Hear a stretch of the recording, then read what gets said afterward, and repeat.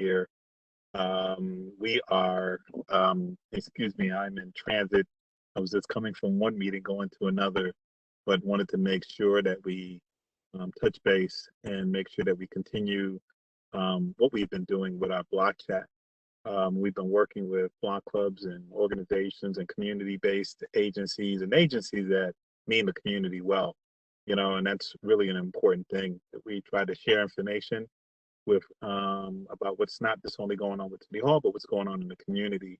A lot of times the topics we share are very, very timely. We have talked about issues of COVID and the pandemic. We have talked about city-related issues, city departments. We've talked about things that affect law enforcement. We've talked about a whole host of different things, community-based agencies, volunteerism, on a whole host of things. And so today I'm excited about our speaker, somebody that I have gotten to know well, but I also know the caring effort that his department does when it comes to working with residents in the community. Many people have, you hear about this department only sometimes when there are emergencies or some, unfortunately, challenges or tragedies, but there's a lot of proactive things that go on with the department. And there's an effort, not just in the city of Buffalo, but across this country when it comes to fire safety and when it comes to Fire Prevention Month and a whole host of things. So I don't want to steal his thunder. We're going to introduce him a little later on, but we thought that it would be very important because it is Fire Prevention Month. And there's a lot of little different things that, if not done, to be quite honest, if not done, can result in tragedies. And so we've been, from the city of Buffalo, been very proactive about trying to inform, equip residents in the community. And that's very, very important. And so again, can't say enough about the work that my staff has been doing from the Division of Citizen Services. I think I've introduced myself, but for those who don't know, my name is Oswaldo Mestre. I am the Director of Citizen Services for the City of Buffalo. Our chief commodity of residents and citizens. We operate the 311 Call and Resolution Center. We also proactively do engagement type of activities in the community, looking at issues, looking at data, looking at information. How do we pinpoint and deliver services within the community? And it's been my pleasure to be a part of that. I have a very talented staff, but I also have talented and wonderful volunteers in the community, that have created this fabric of wanting to help people out. And I think that's an important thing too. So kudos to all of those organizations that are out there. And can't say enough for the Board of Block Clubs who, selfishly, I think a lot of people think they get paid, they volunteer, make a difference in the community. They want to make a difference when it comes to prevention in that respect too. So I'm going to stop there. I'm going to introduce Nicole Brown, who's going to take us through the rest of our program, and they're going to then talk to our, we're going to give a little report on our clean sweeps and then introduce our speaker. Thank you. Hi, welcome everybody. Happy Friday. So I'm just going to go through these announcements because we have some excellent speakers today. So I'm going to share my screen pretty quickly. Let me know when you guys can see it. Okay, you should be able to see.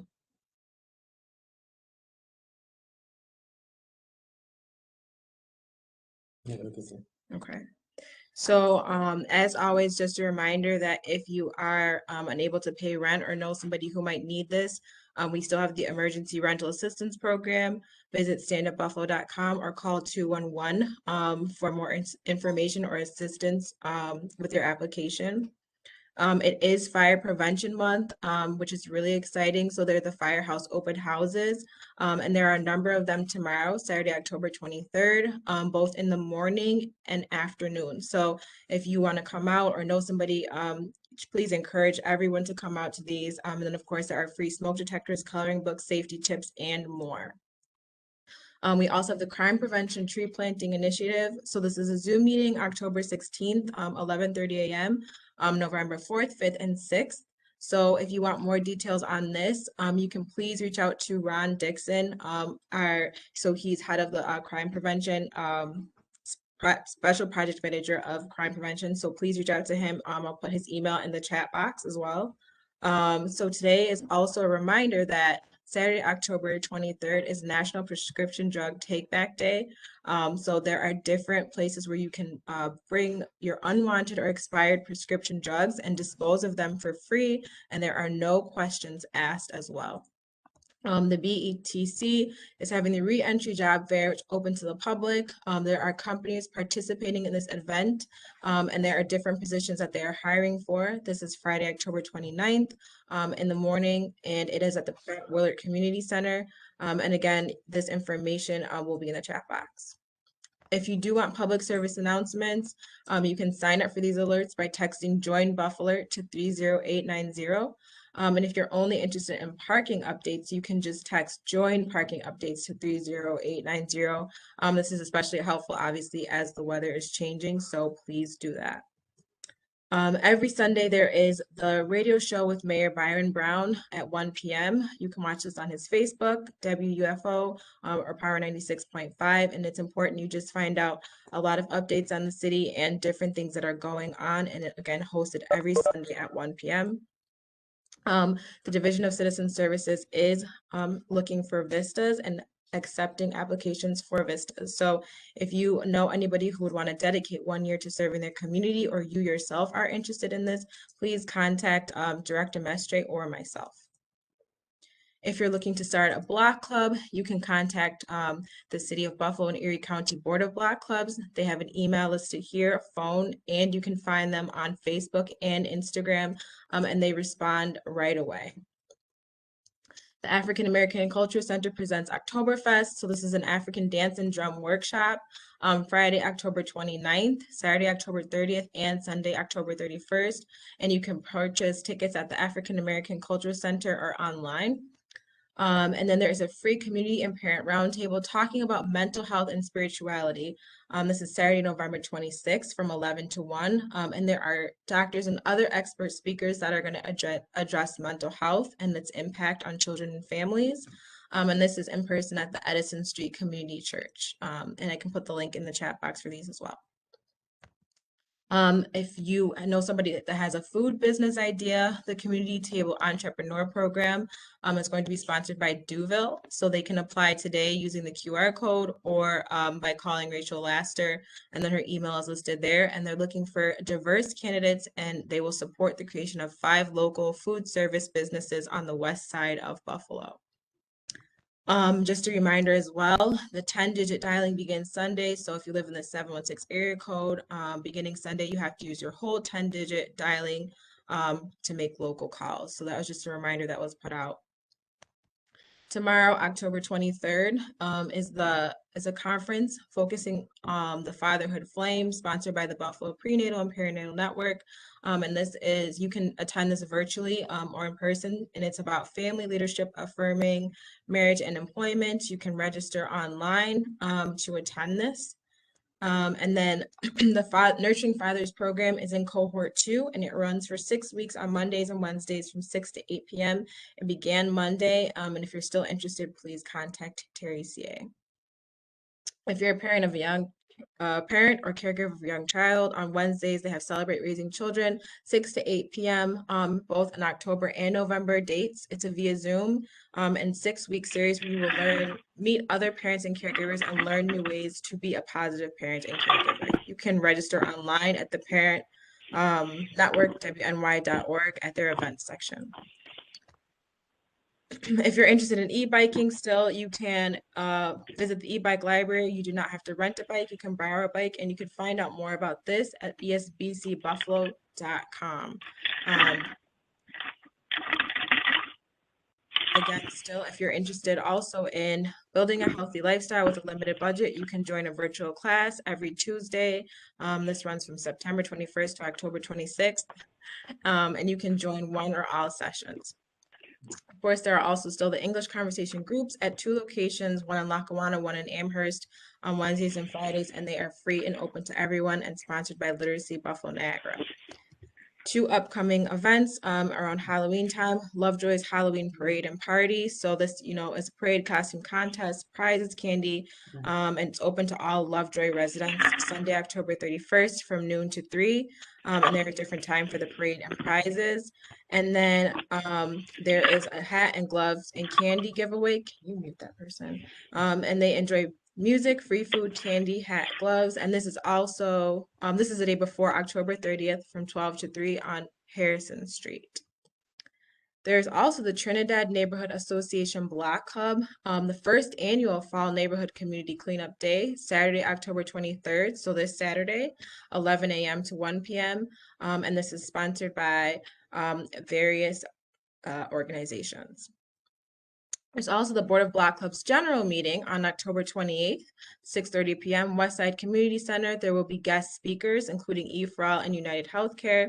And then for more information on this, you can, again, go to their Facebook, Instagram, and find out more. If you're interested in joining the study about mindfulness, you can participate in the study through the University at Buffalo School of Nursing. You can follow the link on the screen or the QR code. And there are some different criteria to be met to participate, but you will be compensated for your participation in the study. Northland Workforce Training Center also has some hands-on training opportunities in different areas, and they also are providing services that are needed during this time: career coaching, substance abuse counseling, and more. So if you are interested, you can visit the website northlandwtc.org, apply now, find out more, or you can give them a call. And lastly, of course, just reminding everybody that there is still COVID information available if you need it, COVID testing information or vaccination information on our city website, covid19.buffalony.gov.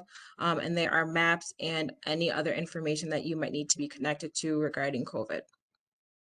And if you need emotional support, New York Project Hope through the Buffalo Urban League is still has an emotional support helpline, which you can dial into Monday through Saturday from 8 to 7 p.m.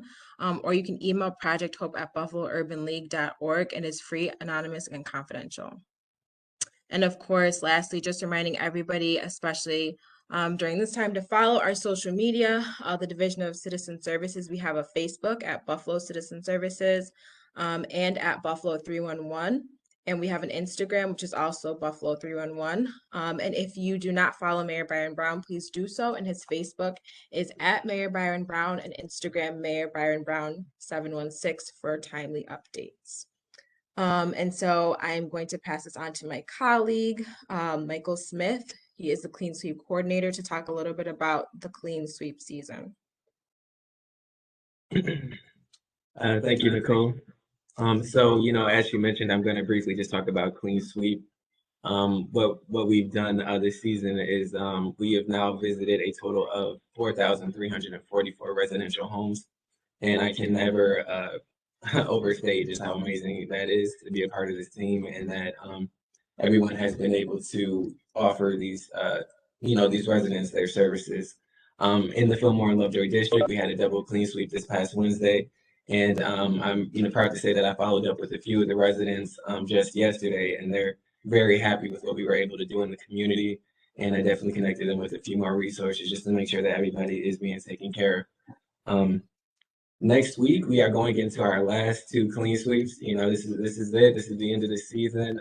Thank you again, everybody who's been a part of it. It's been an absolute blessing. We're going to be in the Maston district, first under the Buffalo Fire Police District C, and then secondly under E. On clean sweep number 31, we're going to be starting on Kerr and Winslow. We're going to do Glenwood and Woodlawn as well. It's going to be a pretty quick one, but as many of you know, we're going to be joined by our partners from the Harvard Bloomberg philanthropy, and they're going to be, coordinating focus groups and interviews with partners and residents. And I'm greatly looking forward to, reconnecting with them and just, evaluating this program that has been amazing to be a part of. And then right after Clean Sweep 31, we're going to be heading over to the final Clean Sweep number 32, which is also in the Maston district. We're going to be starting on Bailey and Cloverdale. We're going to do Olympic, and you know, we're going to be under the watchful eye of you know, Police District E. Thank you. I'm looking forward to ending the season, and stay tuned because next month we're looking for some programming just to really show our appreciation to everyone who's been a part of it. You know, I've been talking with Director Mestry about it. Thank you to all our amazing community partners and city departments. None of this would be possible without you.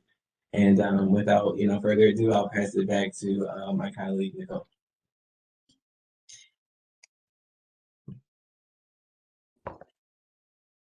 Hey, Nicole, I just wanted to say to all of our partners here and to our Clean Sweep folks, tremendous effort that we've been making in the community. As you're muted. Okay, can you hear me now? Still muted. It looks like I am unmuted. I can hear you. I can hear you. I can hear you. We can hear you. Okay. We don't really want to hear you, but we can hear you. I appreciate each and every one of you guys. I just wanted to say, listen, we're appreciative of the folks from Harvard University that selected the city of Buffalo in this program to do a study and to be able to share with other cities about what we do, how we pick areas, how we do engagement, and also learn something from that too. So it's just an exciting study to be a part of, along with Bloomberg Philanthropies, to be a model in that respect too. And so if you've gotten a call, they want to interview you, we want you to be as forthright and honest so that we can share information. And really, when we're talking about engagement, some of the things that we're doing to help this city, we want to be able to do that. So I want to say thank you for that too. So let me at this point in time introduce our speaker coming up.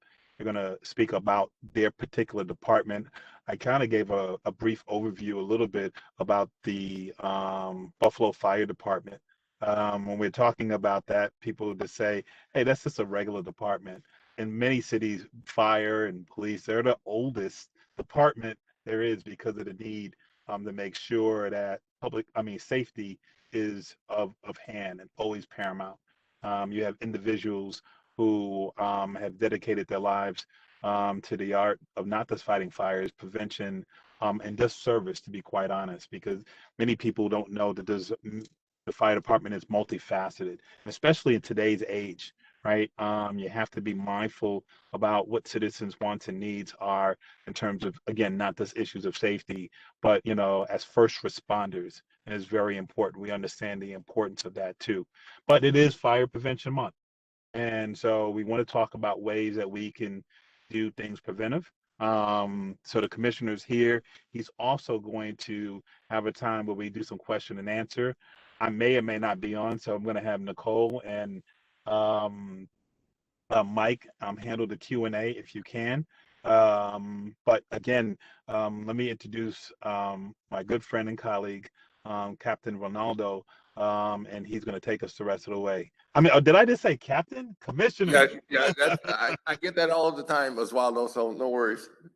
Good. Thank you, Commissioner. Thank you, and thank you for that introduction, Oswaldo.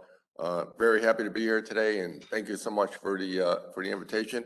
I think, as Waldo has alluded to earlier, a lot of times the only interaction we have with the community is often under really unpleasant circumstances. So anytime we get to interact in a venue such as this, we really appreciate it, and we love the opportunity to contribute in other ways. And also, as Waldo also alluded to, we have a lot of people look at the fire department and all they see is our folks on the line, and we like to think our firefighters are the best in the country. I think they are. I know they are. But there's a lot of support systems behind them, other departments that support our folks on the line. Fire investigation unit, our training bureau, our fire prevention unit that we're going to speak about at length today, and and of course the headquarters itself and an EMS division as well. So just wanted to put that out there. I also want to up front give my number and my extension to anyone who at any time wants to reach out and talk about this or any other subject. It's 851-5333. My extension is 355. And also wanted to let everyone know that after this presentation, if you have any other questions regarding fire prevention, you can always call the fire prevention office, or like I said, you can call my office too if you're not getting the answers or the information that you require or that you're looking for. So I'm also really happy to have with me today Deputy Ron Barrett. He's our deputy of EMS, but he's also the former captain of our fire prevention unit, and he has a real wealth of knowledge in that area. He still retains all of his certifications, and he also, he helps out in that area very well. And he put this PowerPoint presentation together for us, and shortly I'm going to have him go through it. And please feel free to ask any questions along the way, or hold your questions to the end, whatever you feel comfortable with. And so, without further ado, I'm going to introduce Deputy Barrett. I think we have our presentation ready right now, and Nicole's going to help us go through it. And there's a lot of good information on here. Like I said, fire prevention, unfortunately, Fire Prevention Month only happens once a year, but we want to talk about fire safety throughout the year and have that in the forefront of everyone's minds. So I'm going to turn it over to Deputy Barrett. Thank you. Good afternoon, everybody, and welcome to our short informational session we put together for you. We tried to hit the high points instead of going over some of the more boring, mundane things, things that are more in touch, I guess, with the reality of today's society. So obviously the first slide talks about what we need to know about fire safety. We'll move into the next one. Get the next slide, please. Preparedness, obviously, all my former Boy and Girl Scouts that are out there, we know they always say be prepared. That's your basic fundamental in this world. As we get older, we tend to have more complacency, and we tend to let our guards down more often. During this presentation, we're going to talk about how can I make the home safer from fire. What do I do if there is a fire? How do I respond to it? And what resources are available to me if there is a fire in my home or dwelling? These are the top 4 in the country. Could we go back to that last slide, please? Yes, cooking is number 1 cause of home fires. Heating is number 2. Electrical is number 3, and cigarettes and candles. Any fireman will tell you an open flame in a house gets a little twitch in our eye. I know I don't allow candles in my home just for that reason. For the heating, I didn't put it on this slide, but I would like to touch upon chimneys with the colder season coming upon us. Make sure, if you haven't done by now, if you do have a wood burning chimney or fireplace in your home, to have it cleaned professionally. If it has been done in the last 2 or 3 years. Creosote is a huge buildup problem. That's where you get your chimney fires. People tend to buy those logs you can buy at the store that you can toss in there. It's supposed to get rid of the creosote. It's really only for a maintenance issue once you have your chimney cleaned professionally. If you have a big layer in there, those fireplace logs are not going to help you. It has to be done. I hate to have somebody have a false sense of security by throwing a couple of those in there thinking they're good to go. And also, once your your fire is out, make sure you have a metal container nearby. You're going to put those ashes in the container. Put some water in there, mix it up, make sure that those ashes are good and out, because if you take those ashes, put them in your plastic bin outside, the bin catches on fire, outside your house catches on fire. We don't want that. So again, just have a metal bin, don't have a plastic container to put these ashes in, and make sure that they're out. Go to the next slide, please. How do you make the home safer? Clutter debris is the number 1 hazard for us, especially as firefighters. If we go into a fire and building, a lot of people, we call them collectors, if you will. Other people call them hoarders. If you see these conditions, either your neighbor or a loved one or family member that has some of these, please either call our number and advise us. We can come out and talk to the resident, or call 311, especially if there's clutter outside. It's just more of a magnet for children in the neighborhoods to come out and play with fire and start things on fire. We don't want that either. So we want to remove any kind of debris and stuff that's outside the home. Storage of flammable combustible materials, you don't want to keep those inside the house except for very low quantities. The problem with that is if you open a container, say like a gasoline, sometimes people use that for cleaning grease or something off of a part. The vapors are what's going to give you the issue, not the liquid itself. So if those vapors find an ignition source like your hot water tank, your furnace, something like that, there's going to be a flash fire, even possibly an explosion. So we want to make sure those things are stored outside the home in a shed or a detached garage. And if it is an attached garage, again, be very careful with its use inside.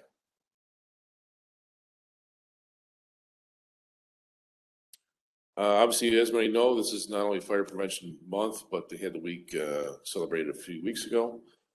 Fire doubles in size every 30 seconds, so you want to make sure that time is of the essence to get you out of the home.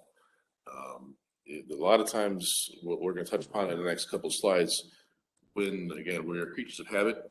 So if we go somewhere, whether it's a restaurant, your church, even if you stay at a hotel somewhere, if we take an elevator, say to like the third floor where your room is, we don't look for other avenues. We just jump on the elevator up and down, and that's all we know. But we need to find these stairwells, their locations, especially if there's multiple stairwells. You might have a stairwell that's 50 feet to your right and one that's 200 feet to your left. So it's a time, again, is of the essence, and take a few minutes if you go somewhere or even where you're currently living, and just make sure you have multiple ways to get out.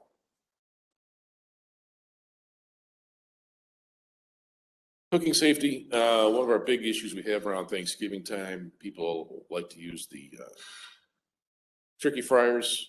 They're really nice. I know people enjoy them. The problem is if you don't thaw them all the way, they're still frozen with water in there, and water and hot grease don't mix, and they erupt violently, causing a huge flame. If it's inside of a garage, they'll set your garage on fire. If it's anywhere near kind of combustibles, keep it at least 10, 15 feet from any of your house or your garage so there's no accidents that way. A lot of times we get calls for meat on the stove. We'll kick in the front door, smoke will be banked down to our waist, and we'll find a resident sleep on the couch while they have a pot of grease on the stove going, whether they fall asleep or maybe they've just had a little bit too much to drink or something that night. So again, we recommend call out and get your takeout, whatever you need to do.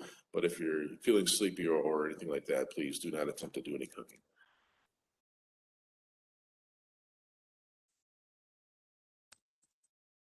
Always check your oven. I know of quite a few people that store extra pots and pans in the oven. They don't have room under the cabinets for them. These pots have plastic handles, the Teflon inside of them. If you don't look, sometimes people store, an old pizza box. I've seen guys at UB students try to warm up a pizza by sticking a cardboard box in the oven, which is never a good idea. So always check what's in the oven before you turn it on. We don't want to have any kind of accidents happen that way. Once again, if you have a stove fire, we want to let people know if you can't afford a fire extinguisher or something real easy, just keep a box of Arm & Hammer on your countertop nearby, and you can just sprinkle that on or throw it on. If you have a fire, we don't really tell people to use like a wet rag because, again, we don't want water and grease to mix, plus it's not really going to do much of effort. If you have a lid nearby, put the lid on the stove, on the pot, just smother it that way if you can. Big thing, if it looks like it's progressing, it's getting bigger into your cabinets or anything, just get out of the house. We don't want you trying to fight this fire. Call 911 immediately, let people know what's going on. The dispatchers will have firemen come and put the fire out for you. The main thing is you and your family to get out safely.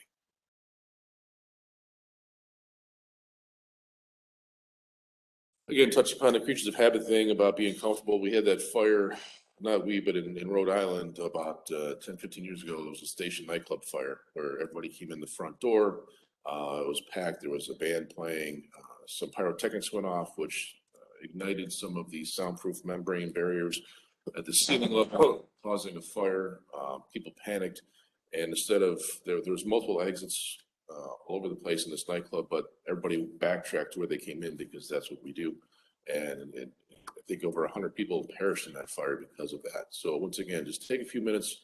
If you go out to eat, look for the exit signs. Look for see if there's anything blocking your path, because you don't want to wait till there's a problem to make an issue or something. Overcrowding in a venue is disastrous. If you go somewhere and it seems like, it's way beyond capacity, follow your gut, don't stay there. Talk to a manager or, again, call 911 and say, hey, this place is supposed to have 400 people and there's 700 people here. It's a dangerous situation.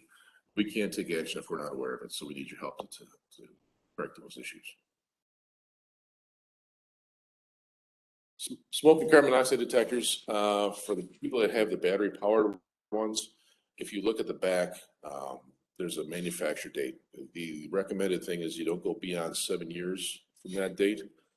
So if you do have some of the ones that have the 9-volt batteries that you can put in and out, check to see when it was manufactured. If it's anything beyond 2014, just throw them out, get new ones. The new ones are factory sealed. They have a 10-year lithium battery inside of them. Once those things go faulty, you just throw the whole unit out. You don't change batteries at all. Same thing with some of the carbon monoxide detectors. The big thing for the factors that you remember for a detector, you have to be able to hear the alarm, you have to acknowledge the alarm, and you have to respond to the alarm.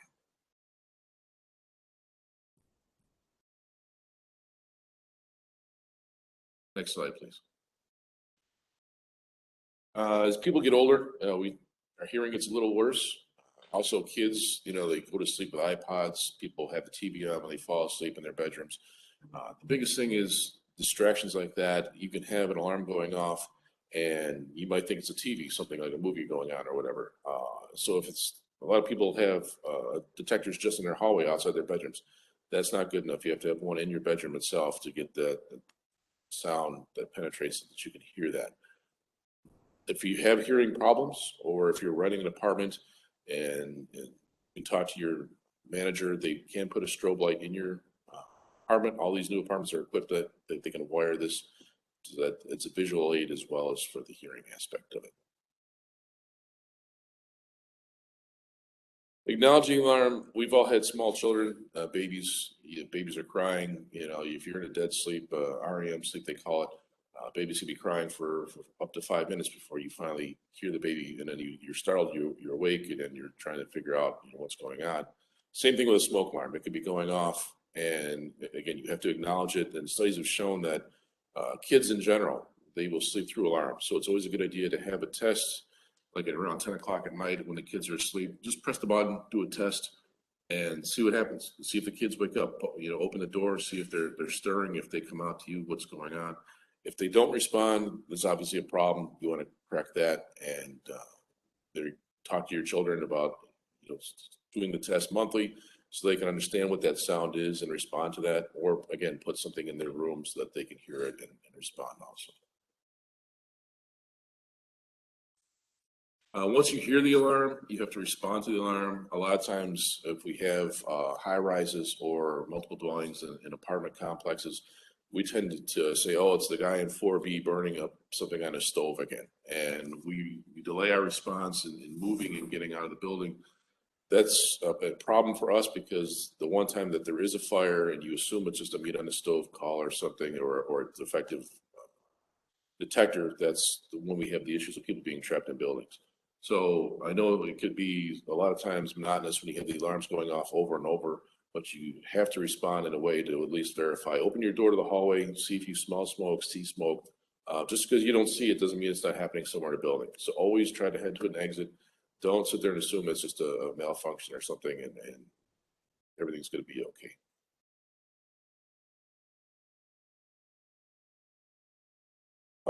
For the youth drills, they talk about exit drills in the home.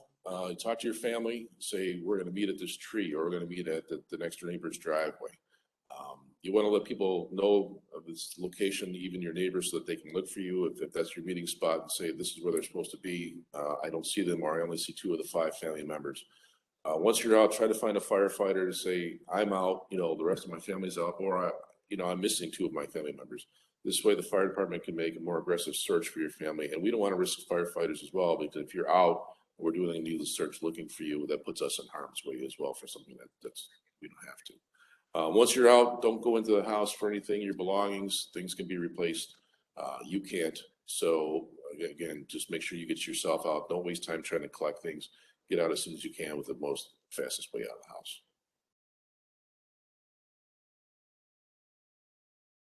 These are just some holiday tips that we found online, the basic things. Keep decorations, combustible things, at least 3 feet away from open flames and heat sources. Never leave cooking equipment unattended. Make sure you water your trees. Dry trees will burst into flames in a matter of seconds. So you want to make sure you keep those well watered. Watch your electrical activities, your connections. We've all seen Christmas Vacation with all the octopus cords that he had everywhere. Same thing. Just be smart about it. Don't use indoor extension cords outside, because they're not meant for that. Remember, never you want to run an extension cord under a rug or anything like that, because the friction will cause a fire as well.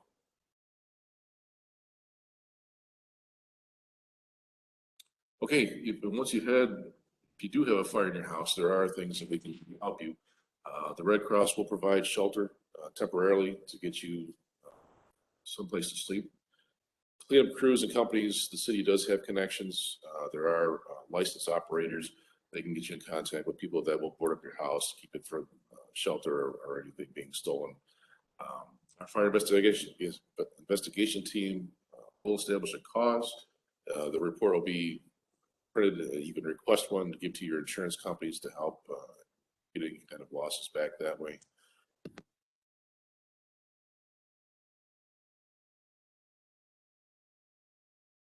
Questions, concerns?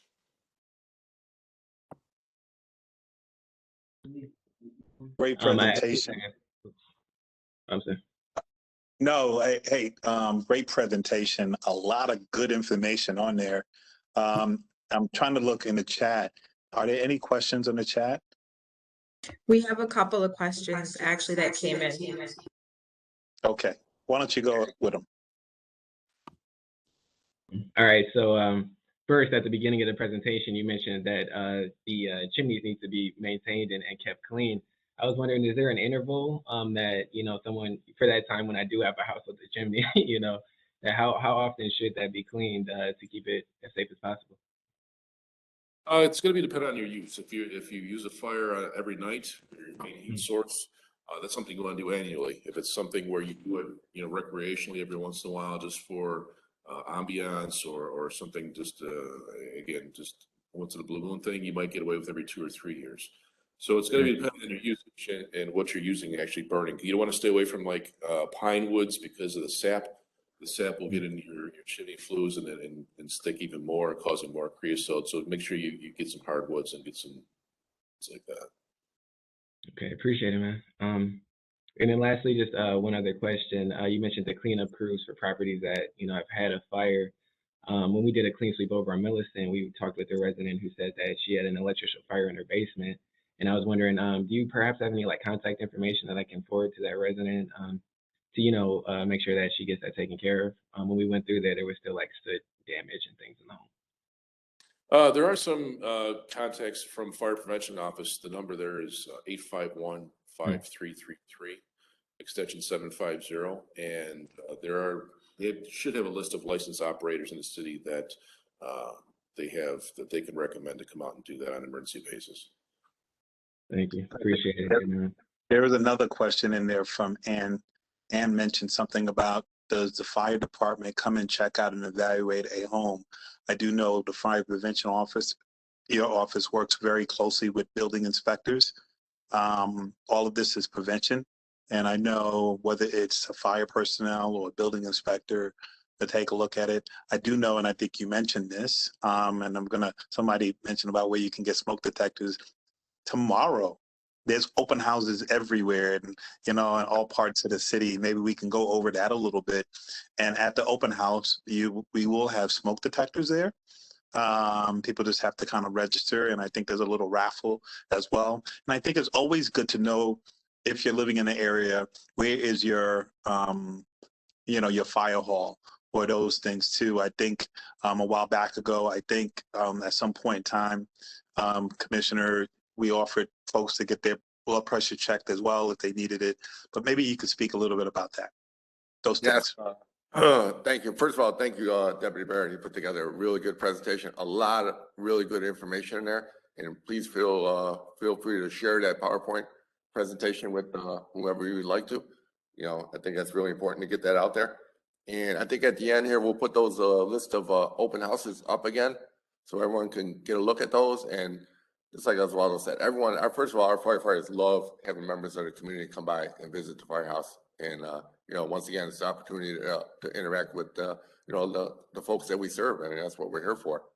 So a couple of quick notes, just to piggyback on something, a few things that Deputy Barrett mentioned. You know, a lot of our fires that we have are seasonal. Summertime, we get the barbecues up against the porch, hot coals put in the garbage cans, you know, before they had a chance to cool off. Fireworks, of course, things like that. Now we're getting into the winter months, the colder months. So now we're getting into the heating appliances, your furnaces, your chimneys that we spoke about, you know, just a few minutes ago, things like that. Believe it or not, some people heat their homes with, you know, unfortunately with their ovens or their stoves. Very dangerous practice. Some people for whatever reason, the power goes out and they have a generator inside your home, which is a very bad idea, a very dangerous idea. Generates carbon monoxide, which of course can kill us, invisible, odorless gas that can kill you. So definitely want to steer away from those as well. So, and I'm like Deputy Barrett, the same way. You know, candles, things like that. I don't know candles in my home. You know, we have those electric candles, things like that, and just like common sense things, everyday tips that you can use just to lessen the chance that you can have an incident like that in your home. So, yeah, I would like to, as well, if you would, I would like to put those open houses up again, so everyone can look at them. And yes, we have it's going to be a really fun time. Aside from getting smoke detectors, free smoke detectors, we're going to have a raffle. We have a boys and girls bicycle raffle, some safety baskets that we're raffling off as well. And of course, we're having a Paw Patrol as well for the children. And I think we have a gift bags for everyone too, with coloring books, crayons, things like that, and different fire prevention activities included. So yes, please take a look at these. And once again, yeah, it is a good idea to know where the firehouses are in your district. And once again, our firefighters really love people coming through, especially the children coming through and getting a tour of the firehouse and the apparatus. I think it's important, Commissioner, because I think we've been doing this for a while, and it's also an opportunity for some recruitment. I think, you know, I think folks forget being a firefighter is a good civil service opportunity to give back to your community, but also you have to know your community and make an investment. And I know you have different fire personnel there, not only just for the kids and for the community and families, but there are people who are interested in maybe this as a career. And I know you're there to talk to them about that as well. And I think more we have people who live and work, and worship and go to school in Buffalo who want to be able to do this. It makes your department a better department, right? Oh, awesome. Yeah, and great. Thank you for bringing that up, because that's a great point. And we do have a lot of younger folks coming to the fire prevention open houses and having those questions. And really, this is a really opportune time, because our current eligibility list is running out, and there will be an exam held sometime in the July timeframe. So it's a real good idea. Yeah, on the recruiting aspect of it, it's an opportune time for young folks to come through and ask those kinds of questions. And of course, we'll have the expertise there, and we can guide them and direct them to the right people. Good. And I know you've been working very closely with the mayor and the community. The issue of diversity within your workforce is an important gender. You have more firefighters who are women, and you also have them who are and within personnel, you know, like in terms of the hierarchy, you know, lieutenants and all of those of sorts as well too. Yes, we have a very diverse department. We pride ourselves on, you know, looking like the community that we serve, and, you know, at all levels, you know, at the firefighter level, in the officer ranks, at the senior ranks, and at the, you know, the commissioner and the deputy commissioner level as well. Good. Nicole, you had a question? Yeah, actually, somebody wrote in and said, if you're unable to evacuate a burning building, what should you do? And then the second part of that question was, how do you create an area of like refuge in a building if you also can't get out? So it was like two different questions that were sent in, but I just tried to condense it. Well, according to the NFPA, which is the National Fire Protection Association, their recommendation is if you're in, like, say, a high rise or even a multiple dwelling, and you can't get out in your bedroom, you stay, you attempt to get out, feel the door. If it's hot, you don't want to even open the door. If you can open the door, you can't get out because of smoke conditions or anything like that, immediately shut the door to your bedroom. That's your area of refuge where you are. You're safe in that location for now. You want to stuff something under the crack of the door to keep any smoke and that from coming up into the bedroom. If you can, open your window, hang a blanket out or a sheet so that it's a visual thing for the firefighters. If you have your cell phone with you, as most people do in their bedrooms and they go to sleep, you know, call 911, give your location, say I'm on the second floor, back bedroom, I'm trapped in my bedroom, and this way they let them know exactly where you are. Once the fire department gets on location, you can probably hear the sirens and they can pull up. You probably hear the guys coming up the stairs, whatever, make noise, shout if you can, take something, bang on the floor, bang on the door. Let them know that that's where you are. It's going to save you time. The faster they can get to you, the faster they can get you out of the building. Okay, thank you. And then I saw this, but we don't know. I'm wondering, I guess, if you guys can clear this up, if it's a myth or not. If you're stuck in a room where there's smoke, it says only to breathe through your nose, not to breathe through your mouth. So is that true, or can you breathe like just if you have, however you have to? It's going to get into your lungs, whether it's your nose or your mouth. So your best bet is to stay as low as you can to the floor. That's where your freshest air is going to be. If you have to, just lay flat on the floor and put your face right on the floor and try to get closer to a window or something. Stay away from the door itself, because again, the odds of smoke coming in the door and getting to you are greater there than they are by like an exterior wall or something. Shallow breathing. Yeah. Thank you.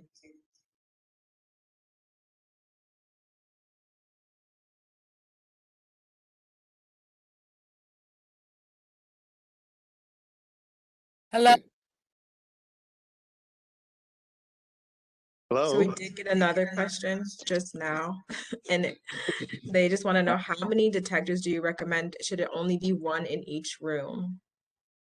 Well, it depends on the detector. If you're looking at carbon monoxide, they're saying there should be one on every level of the home, including like the basement, because if you have a problem with one of your hot water tanks or your furnace, if you have a detector down there, it'll sound right away. If you have one on your first floor, it's going to take a while for that to get there. So you want to have a carbon monoxide at every level, especially your sleeping areas. Sometimes even like in the living room area, you may want to have one in there, because carbon monoxide mimics the flu. So what do we do when we have the flu? A lot of times we go lay on the couch or we go to bed. So that's why something, again, you want to have a carbon monoxide detector in the living room area on the first floor, and then usually on any sleeping floors. And I usually tell people to put one in the basement as well for an early detection. For smoke, you have to have one in the hallway for the bedrooms. And then you should have one in each bedroom as well, because like I said, depending on the muffling of the sound, if you should sleep with your door shut, by the way, you don't want to have, that'll help if there's a fire in your sleep, that'll keep the fire from spreading too fast for you. So you should sleep with your door shut. In that case, if you have hardwired detectors, or that sometimes the wireless ones, the new ones, that they'll communicate with one another. So if you have a fire on the first floor, they'll sound throughout the entire home. Again, you might have to do some investigating to find out where it's coming from, but you want to have one on every floor, in the hallway of bedrooms, and should be one in each bedroom for a smoke detector. Listen, thank you, Commissioner and Deputy Commissioner. Wow, what a great block chat. And I think a lot of information that's preventive, especially now. And I think, we talk about this ounce of prevention, right? It's prevention. And I think it's just being mindful. I also want to remind folks that we are working and doing CPTEP, crime prevention through environmental design. And I think this falls within that concept and looking at the built environment and what we can do that are logical and easy things that we can do too. So I can't say enough for what the fire department does, and also for your presentation. We will be sharing this. And again, thank you very much. You're very welcome. Thank you so much for the invitation. Glad to be here, and please don't be afraid to reach out anytime you need any information or need to reach any of our departments. Good. Well, you know what? Tell them to come out tomorrow at any one of the firehouses. Right? Yeah, please do. Thank you. Good. I dare you guys, go take a selfie with Commissioner Ronaldo. He'll gladly do it.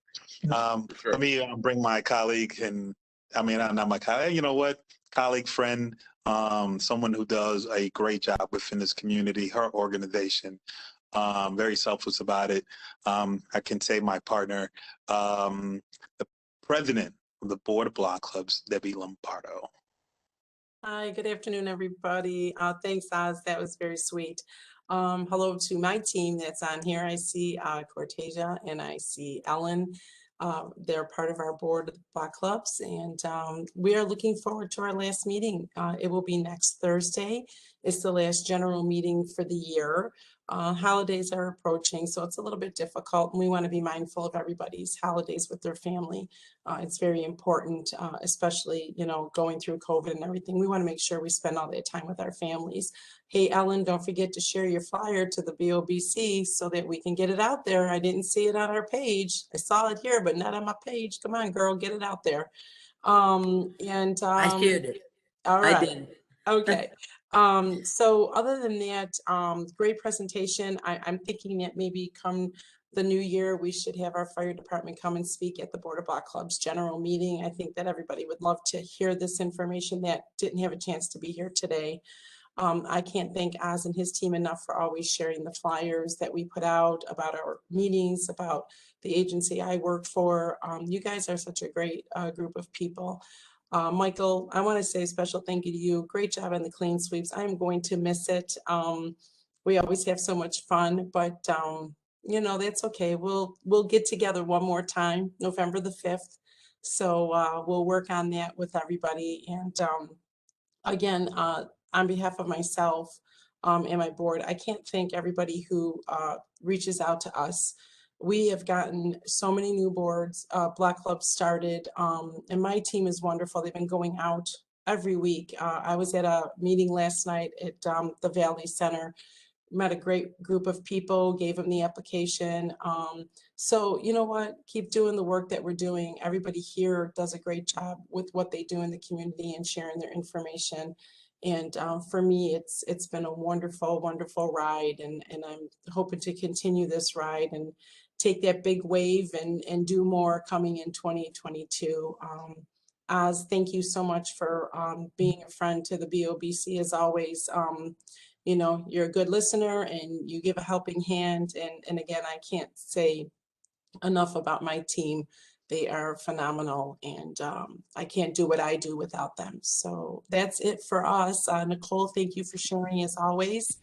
And I look forward to seeing hopefully everybody that's on this block chat at our meeting at the end of the month. We will have food, just so you know. Oh, great. Well, thank you. Thank you, Debbie. Thank you again. Just wanted to remind folks, Neil Dobbins, there's an organization that they're looking for, I believe, I don't know if we read it earlier. MVP is starting the Neil Dobbins Skills Drills program. They're recruiting coaches. Email Linda. She put that in the chat. Listen, guys, we'll see you next Friday. Same time, same opportunity. We are then giving you 4 minutes back of your time. Appreciate each and every one of you. Take care, guys. Bye, everybody. See you next time. Thank you. Have a great weekend. Hi, everyone. Thank you. Thank you. Thank you. Very well. Still want to know where to get those strobe. Oh, yeah. Did he leave? I see it. Oh, Commissioner Ronaldo, are you there? Yes, I'm still here. Great job, Ellen. Commissioner. Thank you very much. You're welcome. Thank you all. It's my pleasure. Hey, believe me. Nicole, can you tell Opelua to call me? Yes. I have a 1 o'clock. I don't know if I'm supposed to call in or not. Okay, just tell her to call me before that. Okay. He's still there? No. Did he leave? Yeah. I have Commissioner Ronaldo's cell phone number. You're not going to boot me out? Nah, boo. Show me your face. Julia's here. Hey. Right here. Are you at your job? Yeah, I just got here. I was listening to y'all when I was driving. Hi, Julia. Hi. Did you hear me? Yeah, I can hear you all. Hey, Mike. Hey, Ellen. It's like everything is I'm slow about to squeeze by there. like slow-mo. And Oz is 1 p.m. It's canceled, isn't it? Rescheduled. Yeah, but he has something else. Julia, I'm about to come over there. Okay. Okay. It's good to see. We miss you here, Jared. Familiar spaces. I'll see y'all soon. Take care, okay? It says Right. Jami, contract meeting rescheduled, so is that covered? It's rescheduled because we called that yesterday and we called the what they call the second date. Oh. Nothing. 6 days. Oh, okay. He doesn't know that. We still in here. Why are we still in here? What's going on? I need my question answered. Oh, we are? Yeah, I would. Thank you, Mike. Hey, it says on calendar that meeting is rescheduled. So I'm with Opiolu and